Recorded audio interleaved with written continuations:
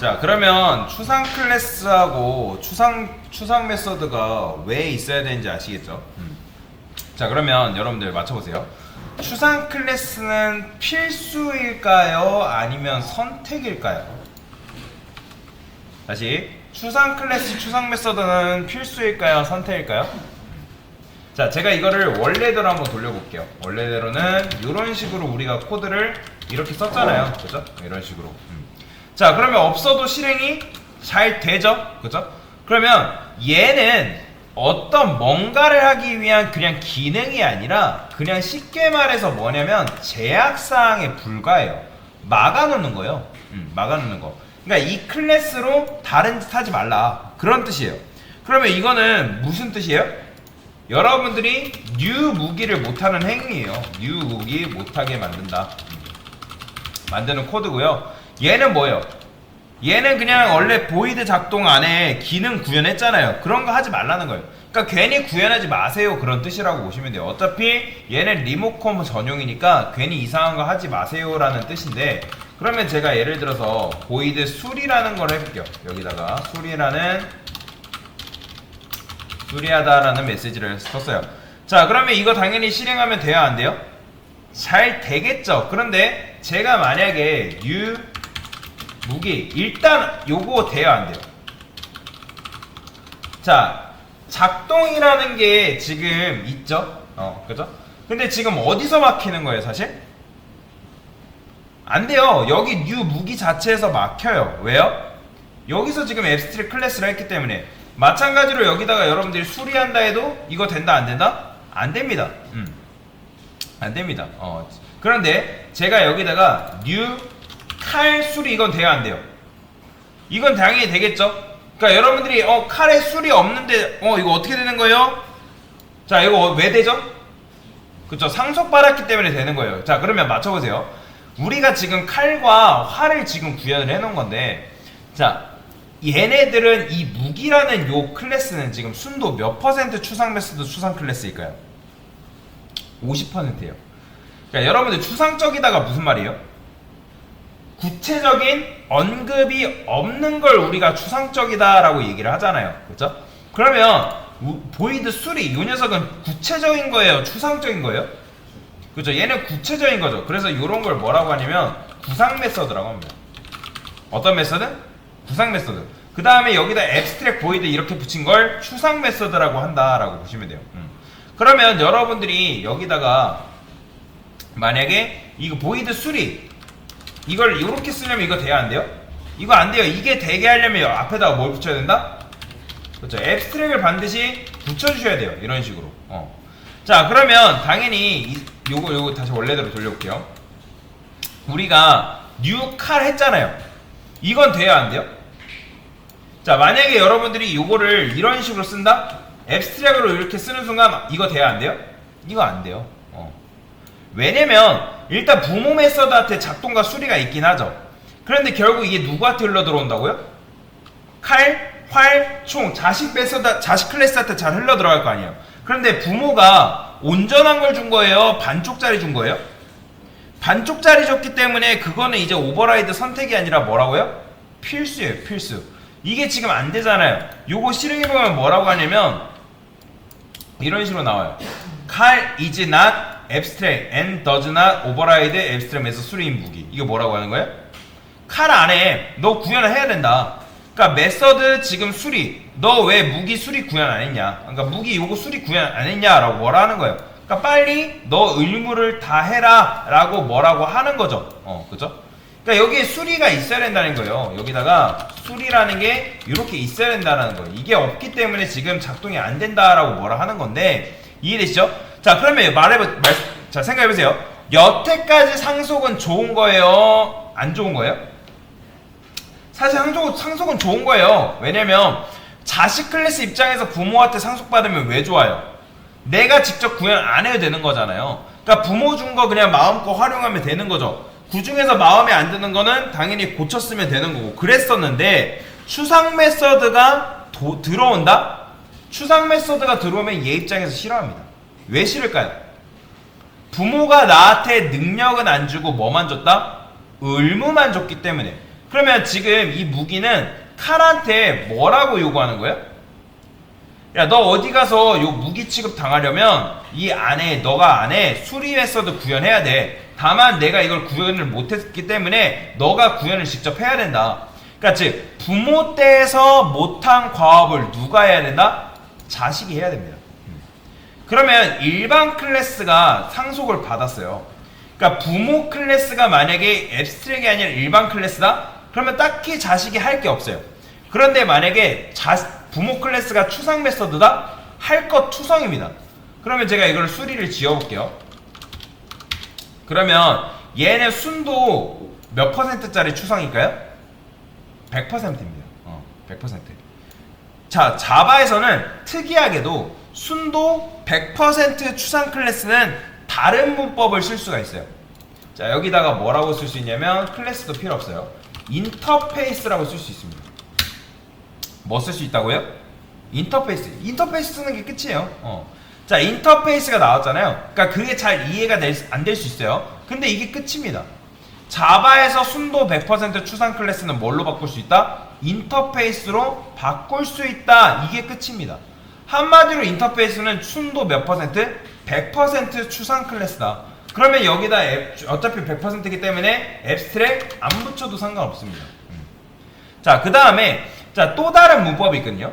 원래는 우리가 부모 클래스가 일반 클래스일 때는 익스텐즈를 썼잖아요. 근데 여기다가 이제 익스텐즈라는 말 못 쓰고 임플리먼트라는 걸 써야 됩니다. 그러니까 임플리먼트도 상속이랑 똑같은 건데 다만 얘는 인터페이스, 부모 클래스가 인터페이스일 때 쓸 수 있는 문법이에요. 이것만 외우면 돼요. 그러면 굳이 여러분들이 이런 생각하겠죠. 왜 얘를 할까?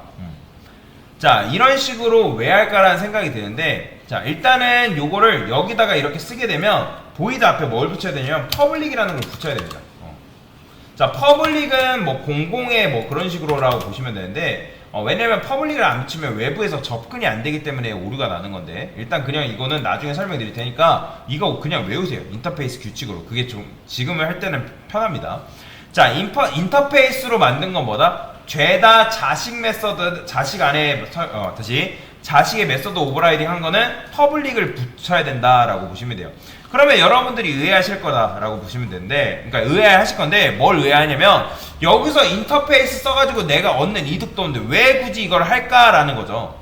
자, 인터페이스를 했을 때 얻는 이점이라는 게 있습니다. 그게 뭐냐면, 자, 예를 들어서, 자, 이거는 지울게요. 자, 인터페이스 다과도구라는 게 있다 해볼게요. 다과도구. 그 다음에 작동2가 이런 식으로 있어요.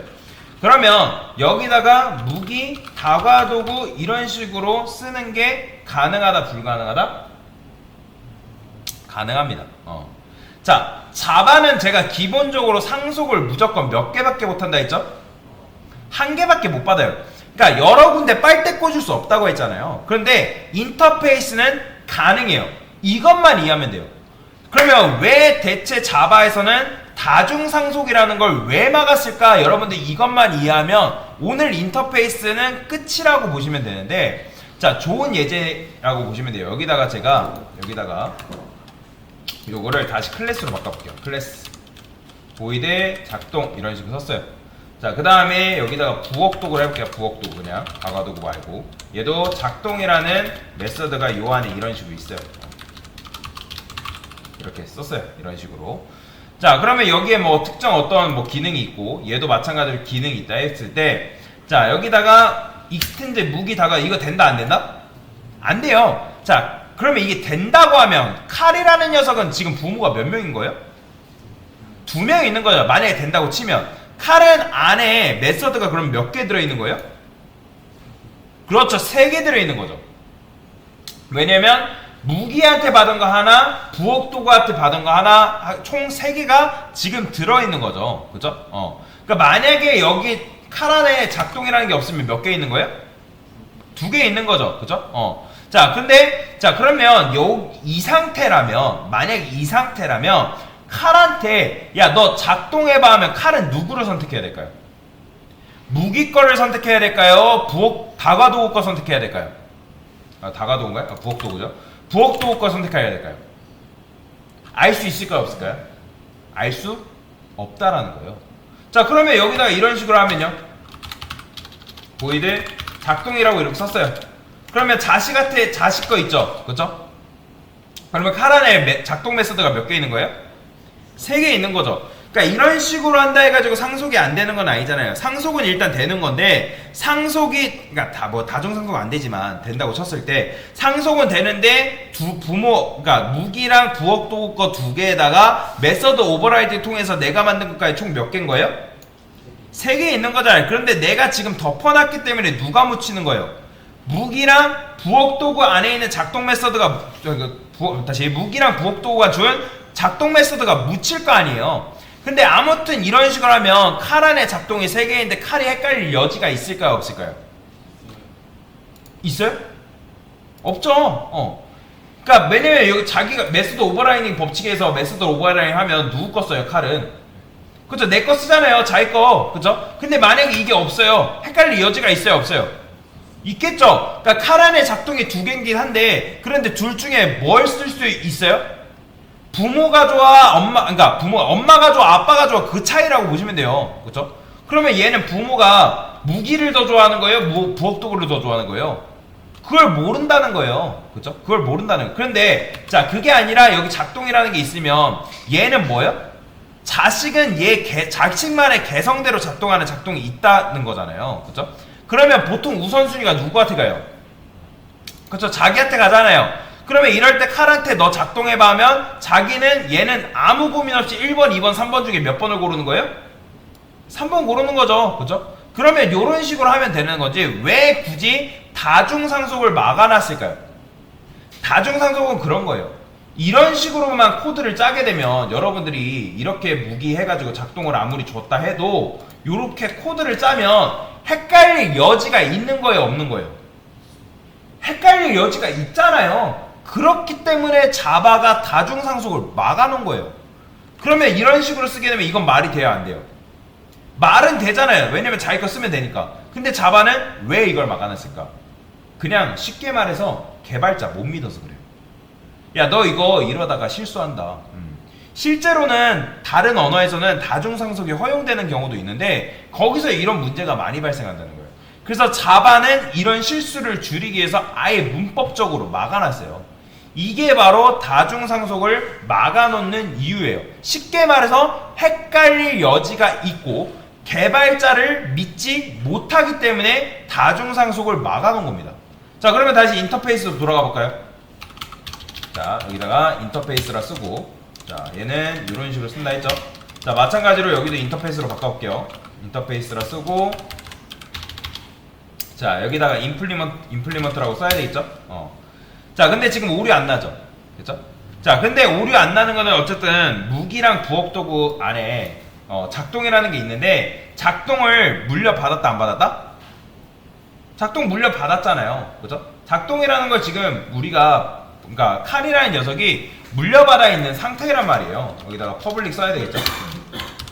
근데 지금 얘는 오류 나요, 안 나요? 오류 나요, 안 나요? 안 나잖아요. 지금 빨간 줄 그어진 거 있어요, 없어요? 없죠? 제가 아까 말씀드렸죠? 부모가 추상 메서드면, 그러니까 추상이면 자식은 뭐가 필수라 했어요? 메서드 오버라이딩이 원래는 선택이었는데 뭘로 바뀌어요? 필수로 바뀐단 말이에요. 그러면 여러분이 한번 생각을 해보세요. 인터페이스는 왜 편애를 할까요? 왜 인터페이스는 요거 다중구현을 허락했을까요? 자바가 치사하잖아요. 얘네가 일반 클래스일 때는 안 된다고 해놓고 왜 인터페이스를 하니까 다중상속을 허용해 놓은 거예요? 지금 이 무기 안에 작동이라는 게 있고 부엌도구 안에 작동이라는 게 있어도 전혀 고민할 필요가 없는 구조가 되는 거죠. 왜요? 어차피 부모가 추상을 주게 되면 자식은 뭐가 필수기 때문에? 그렇죠? 메서드 오버라이딩이 선택이에요, 필수예요? 필수란 말이에요. 그러니까 추상 메서드는 자식이 무조건 오버라이딩 해야 된단 말이에요. 어차피 인터페이스는 뭘로 이루어져 있다? 순도 100% 추상 메서드로만 이루어져 있는 거잖아요. 그러니까 칼이 부모한테 인터페이스 추상 메서드가 100개를 가져오던 1000개를 가져오던 어차피 그 안에 뭐밖에 없어요? 추상 메서드밖에 없는 거잖아요. 어차피 그렇다면 칼이 뭐가 해야 된다는 거예요? 메서드 오버라이딩을 필수로 해야 된다는 거예요. 여기까지 이해되시나요? 그럼 오버라이드 하면은 칼이 뭔가 어떤 명령을 들었을 때 헷갈릴 여지가 있을까요? 없을까요? 헷갈릴 여지가 있어요? 없어요? 없죠, 당연히. 그러니까 그거는 선택할 수 있는 행복한 애들이나 하는 거고, 클래스 칼은 뭐예요? 부모가 의무만 줬단 말이에요. 그렇기 때문에 얘는 자기가 스스로 구현할 수밖에 없다라는 거죠. 이런 식으로. 그죠? 그래서 좋은 점은 뭐다? 칼이 헷갈릴 여지가 있다, 없다? 없다라는 거예요. 그러면 이 칼이 만약에 작동이라고 메서드를 하게 되면 1번, 2번, 3번 중에 고를 필요가 있어요, 없어요? 없이 무조건 자기 거 쓴다는 거예요. 즉, 인터페이스를 우리가 하게 되면 구조적으로 헷갈릴 수 없는 구조가 된다는 거예요. 자, 근데 여기서 중요한 게 있어요. 인터페이스 어렵죠? 자, 제가 이거를 여러분들이 아무리 설명한다 하더라도 이거 자체가 이해가 안 될 수도 있어요. 그게 정상입니다. 이해가 안 되는 게 잘못됐다 생각하시면 안 돼요. 당연히 처음 들었기 때문에 어려운 게 맞습니다. 절대 여러분들 스스로를 잘못됐다고 나는 이해하지 못하지 라고 생각할 필요가 없다라는 거예요. 어차피 이거는 계속 하다 보면 여러분들이 이해하는 그날이 옵니다. 지금 당장 이해 안 돼도 괜찮아요. 이해 안 된다 해가지고 스스로를 자책하지 말라는 거예요. 자, 그러면 요것만 여러분들 외우시면 돼요. 자, 추상 클래스하고 추상 메서드를 가지려면 뭐 해야 된다? 가지려면 자식은 메서드 오버라이딩이 뭐다? 필수다 라고 보시면 돼요. 그러면 추상 클래스는 필수인가? 필수일까요? 아니에요. 필수 아니에요. 필수가 아니라는 거예요. 근데 다만 추상 클래스 안에 추상 메서드를 가지려면 무조건 써야겠죠. 자, 그 다음에 추상 메서드는 왜 쓰는 거예요? 사실 추상 메서드도 안 써도 상관없어요. 하도 개발자들이 실수를 하니까 개발자들이 실수를 하니까 요거 구현하지 말라. 요거 자체가 버튼 전용이니까 이거 건들지 말라라고 하는 거예요. 이해되시나요? 건들지 말라라고 하는 거예요. 그러면 요것만 이제 여러분들 외우시면 되는데, 순도 100%의 추상으로